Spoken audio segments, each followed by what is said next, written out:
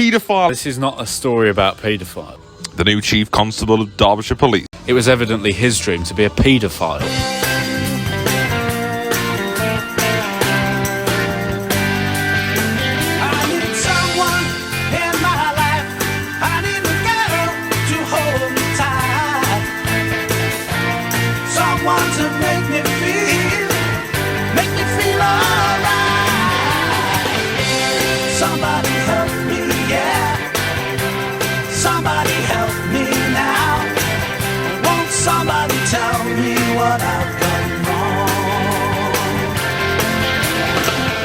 Ladies and gentlemen, it's Tabloid Tuesday with Chris Wilkinson, and we have the Ashbourne News Telegraph in front of us today.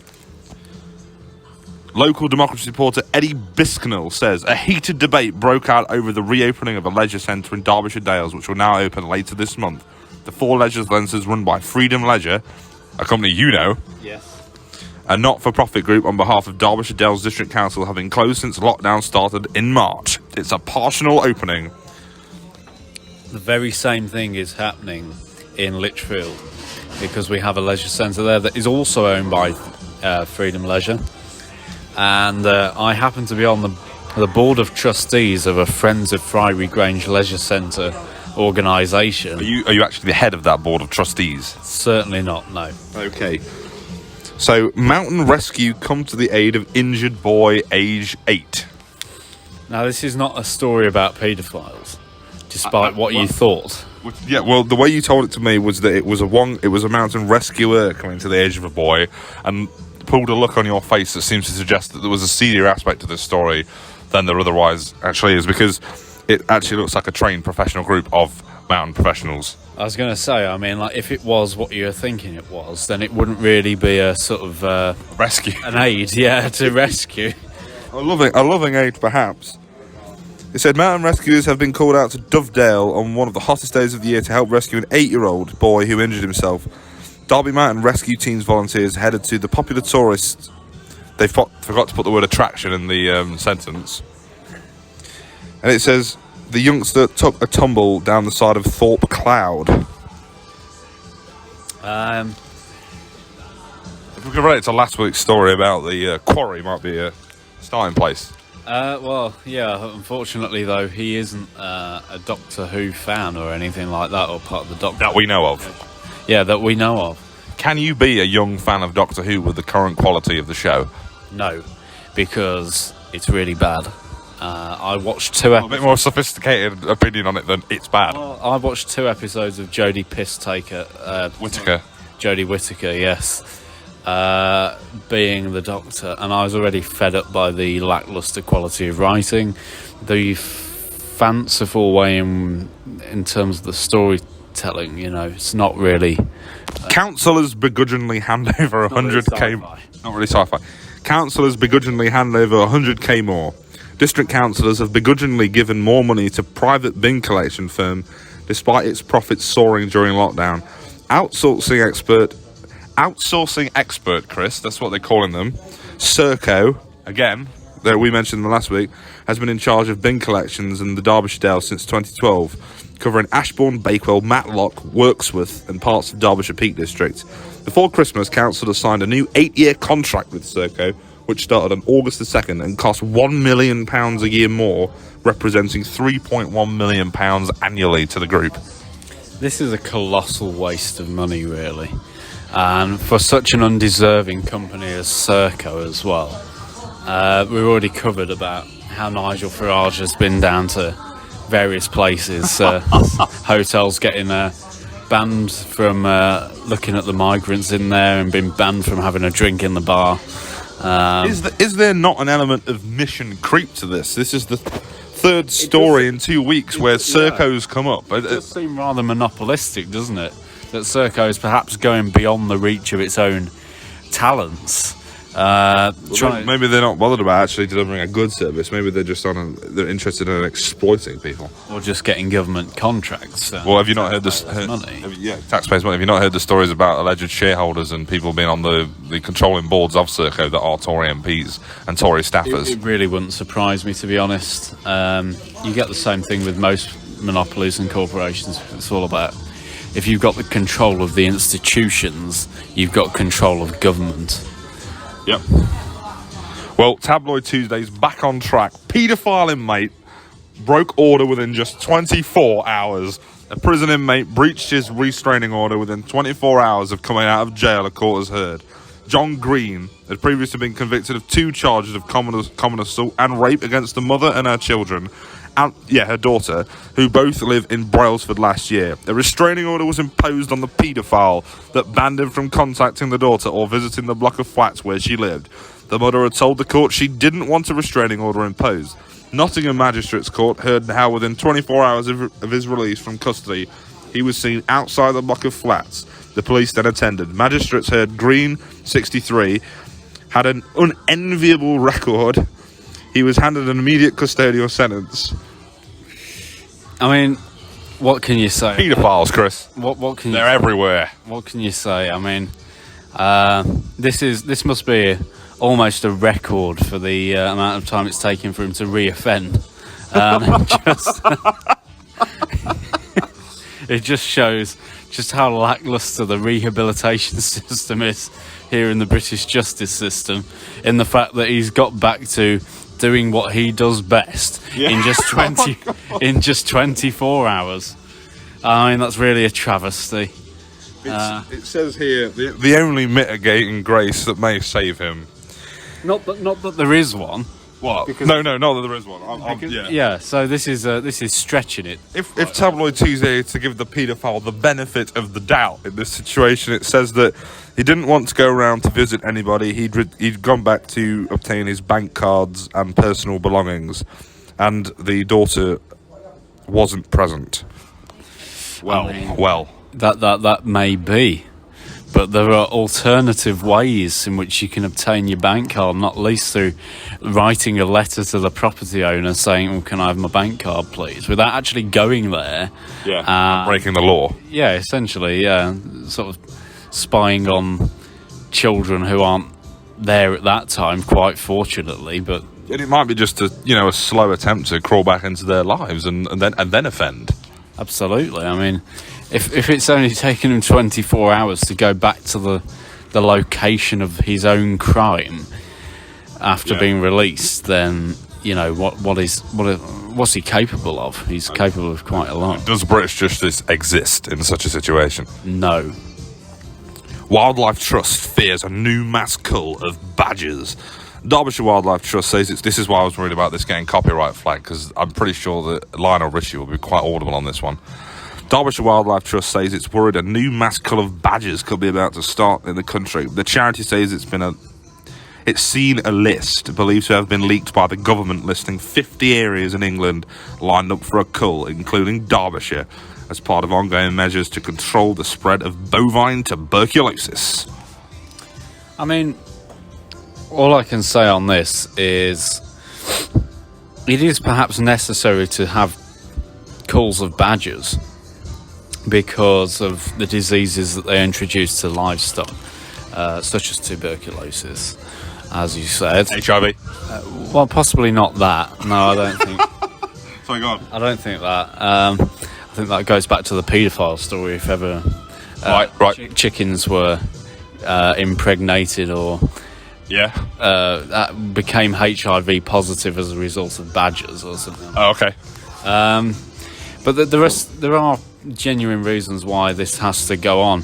There's no, as you said before, no natural predator for the badgers to face in the wild, and when you get an overpopulation of what is essentially vermin that may diseased vermin, much like the paedophiles.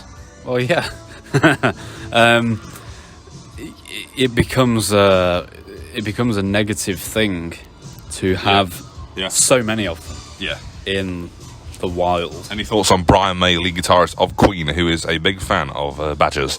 He doesn't know what he's on about. I mean, if he just stick, he doesn't, does he? Just stick to doing what you do best, and that is plucking strings. Yeah, simplistic guitar solos that are quite overrated, really. Moving on. He's not exactly Joe Satriani. No. Lessons in love for this golden couple. A former Queen Elizabeth's grammar school teacher and his wife of 50 years have celebrated their golden wedding anniversary. Named Roger and Glenys Barnett. And they met at a training college in Birmingham and moved to start their new lives in Ashbourne after marrying on August the 15th, 1970. What's this? I mean, is this just a feel-good story, or...? I think so. We all got confused when we first read it because we thought they were Queen Elizabeth's teachers, and we didn't understand how they could be younger than Her Majesty the Queen. Well, this I think the third week now, is evidence of bad spelling and grammar that has been used in these local papers that clearly don't have the resources to check. What, journalists with the intelligence? Yeah. I mean, it's not really news though, is it? It's not a news type story. I mean, it mentions that Roger plays golf. Is that news? It's hardly news. I mean, he's no one famous or of note to the community. Glenys's surname is Askew. Is that news?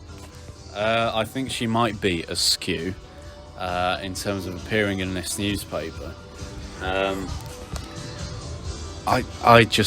They also like to spend time in the Lake District. Let's move on, shall we, Chris? Council targets rogue landlords. Ooh. Derbyshire Dales District Council is planning a tough crackdown on landlords not complying with laws around repairs houses in multiple occupation buildings. A meeting later today will see councillors debate plans for the 3 new sets of fines for landlords. The first could see a penalty of up to £30,000 brought in for serious housing offences, falling short of criminal prosecution. Bearing in mind that this is a weekly newspaper, by the time that this was published, this story is already out of date pretty much, because it says later this day the decision's going to be made. Yeah. Well, that's already 4 days ago, I think. Yeah. What can you say? Rogue landlords, it's a national issue, really. It's not really a local one. It does seem to be the case that this paper is struggling to find topics and news stories in its own sleepy village of Ashbourne or wherever it is. Contempt for the rural population of Britain there from Chris Wilkinson. Well, I mean, to be honest... He was literally sat across from me and looks like Patrick Bateman in your Ray-Bans. To be honest... Suit. It's not even a Ray-Ban. To be honest, the head office of this newspaper is probably here in Burton or somewhere like that. Yeah. It's not in the rural area. Yeah. The countryside community keeps itself to itself. Is that a sort of go at them inbreeding or what? Or was that literally... That's entirely for them to make up their minds on. It's not for urban dwellers such as myself. You live in Litchfield, it's hardly New York. Suburban then. Okay, suburban dwellers. My new career really delivers. Miranda Sykes' childhood dream of becoming a midwife finally came true in her 30s. There can't be many people who can thank redundancy for propelling them into their dream job, but for Miranda Sykes, it was the push she needed to fulfill her lifelong ambition of becoming a midwife. I've got an issue with this story, but I want to know what you think first. Well, there is nothing really that was preventing her before that age to become a midwife. Yeah. If this was so much her childhood dream, then there's no reason why she shouldn't have been pursuing that at the age of 18 or 16 or whenever she left school. She's now 38. It's probably a little bit of a stretch to suggest that this is a childhood dream. And the article doesn't really provide any evidence to suggest that it ever was. Yeah. It just says that, probably because in the interview with her, she said that. Oh, it's always been my dream to be a nurse. Well, a lot of people could say that. In terms of that other person, it was evidently his dream to be a paedophile. Yeah. Yeah. You know, I mean, this could be not to equate nurses with paedophiles. No, I'm sure they would have some issue with that. Yeah, but you know, if it's always been your ambition to do something, there must be more evidence than just your word to say that you really wanted to be that all along. Yeah, my other issue with this was the fact that not everybody in their middle age can afford or has the time to retrain to do another job. So it's not actually a great message of hope. It's a message of my life situation was convenient enough for me to be able to become a nurse. What do you think about that? Yeah, quite possibly. I mean, if you're tied down with children and stuff, you haven't got the time to retrain because you're not getting paid while you're retraining. that's very true. Does she have a husband or children? Because that's another factor that you've got to add into the situation. Yeah. Help for families of the disabled. Research from the Disabled Children's Partnership found that 74% of families with disabled children in the West Midlands have been providing a lot more care during lockdown and are continuing to do so despite restrictions easing. The national emergency compounded the challenges many parents of disabled children faced and added layers of new ones as respite, therapies, care and schooling arrangements have been largely stopped or changed and usual routines disrupted. Well, of course, the help for disabled people has gone up during the lockdown and the pandemic, so-called. Do you want to guess what I saw yesterday? What? I saw a woman in an electric wheelchair that was on, there was the chassis where the wheels were, and then there was a large pole, so she could travel around at a standing person's height. But it was motorised. It was quite a strange piece of equipment. I've never seen one before. So she was standing up? Well, no, she was sat down in a chair, but the chair was on a large pole, so that when she was sat down in the chair, her head was still a walking person's height. It was very weird. Yeah, okay, that's weird. Like out of Doctor Who or something. But anyway, back to the story. I wouldn't make such a comparison. No. Well, it's more that the machine looked like it was from Doctor Who, not her. Oh, right. Bailing myself out of the shit there. Yeah. I mean, every family and every person has suffered to some degree during this. I'm not surprised by the fact that disabled people are getting more help. Is that wrong? No, not at Is all. Is that wrong that the disabled are getting more help? Oh, okay. Just look at the drab quality of the pictures on this page as well. Oh yeah, there's lavender, a picture of an owl, some.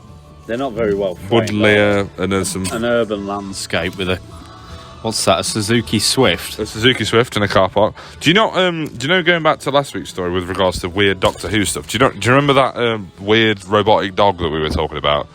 Did K9 not come into your mind when you were? Well, obviously it didn't because you would have said it. But did you not see there was some resemblance there to the woman in a wheelchair?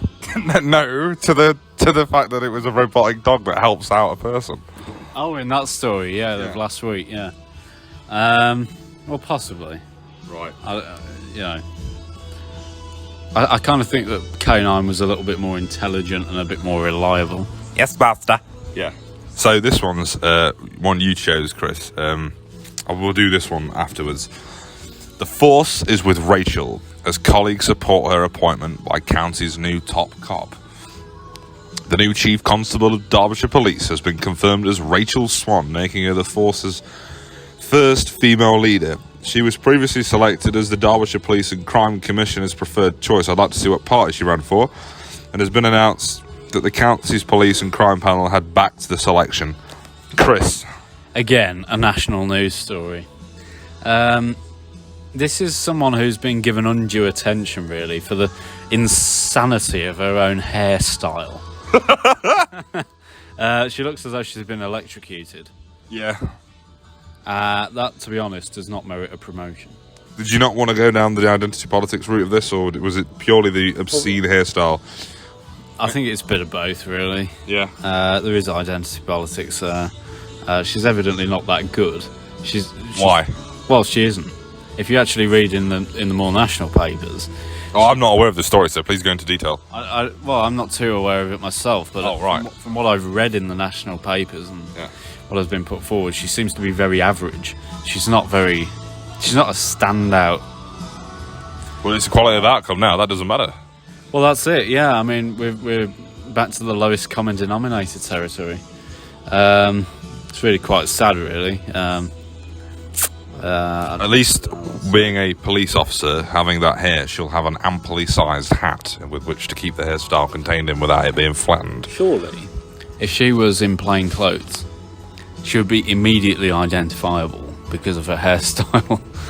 Did she ever think about that? Well, I think she's a desk police officer. Really, I'm not sure she's going to be doing undercover work. Like, yeah. Lost your job, you could retrain as a dog groomer at town salon. No. No. Is that what you wouldn't want to do that? There are a lot of people becoming dog groomers and things like that. Yeah, it's a bit of a niche that is not really a niche anymore because it's quite common. Yeah. So instantly you're up against 30 or 40 other people, perhaps in your own street, who have also become unemployed and who are doing the same thing. It's like a new dog grooming salon that has opened in the town centre is now starting to double as a training centre to help people learn the craft. Yeah, you're quite right. They're going to double up and then think they can start their own business doing the same thing. It's not really going to work out for the best, is it? There are only so many people in the world that own dogs. Well, I think it's quite a large percentage, actually. At least in Britain it is. It says the company run by... Too many lonely people, that's why. Well, families have them too, but it says the company run by husband and wife team Jan and Graham Gallier. Shit. What? It smells like shit around there. So it does smell quite bad in this garden that we're in, pub garden we're in. Appropriately talking about a dog story. Yeah. And it immediately smells like dog shit. Yeah, so we'll move on to some of the other stories. The other one's some quite harrowing stories about depression, death. Lightning storms. Death. There's one here. Lightning shuts towers. Thousands of customers turned away from attraction after storm affects water supply. Oh, it's about Alton Towers. I thought it was going to be about something more interesting. Alton Towers was forced to turn away thousands of visitors after a thunderstorm cut off its water supply. Families were advised not to turn up at the theme park, while those already inside at the time were asked to leave. Do they not have contingencies? Well, not when that roller coaster crashed and broke people's faces and legs and arms. Well, it just shows poor planning, really, doesn't it? Because a theme park of that nature that depends upon a daily throughput of visitors, even one day is going to seriously affect their profits. It says here, planning a staycation. Some important points to consider. Back in June, this is definitely going to get copyright flagged because this is a reasonably new Dua Lipa track that's playing in the background. There's no way this video is not going to get copyrighted. Anyway, planning a staycation, some important points to consider. Back in June, this sounds like a Lady Gaga song. This is the really unoriginal sort of sound to the song, even though there's... As with all modern music, it's all the same generic bullshit. Derivative. So is this annoying wasp that's now... You had to order a cider, didn't you, Chris? Right, is it flying away or is it right behind me? Okay, good. Back in June, I was overwhelmed by complaints from people struggling to get refunds on their UK holiday bookings. So, straight away, Chris, I want to ask you your opinion on this. People that during this tumultuous, confusing time that decided to go on holiday, were they being responsible or realistic in making those holiday reservations? No. No. Why? Because the atmosphere at the moment is uncertain. Yeah, very. Yeah. Compared to... And you don't know. We might be in lockdown again next month. Yeah. We don't really know. Yeah. So the idea that people are going away is... it's not that they should be able to, but ultimately there's no guarantee that they're ever going to make it. And we obviously we delayed our holiday for a year because we're going to go to see Le Mans. Well, let's not tell them everywhere we're going, but it might be a future video. It might be future videos from France. Yes, a planned foreign travel version of this show will hopefully be coming your way in the next few years. There's a picture of Cliff Richard at the back and a picture of the new Ford Focus. So, Chris, any last words for today? Oh, look, and Paul O'Grady as well. And look at that. Look who that is, Chris. Who's that? Timmy Mallet. Yay!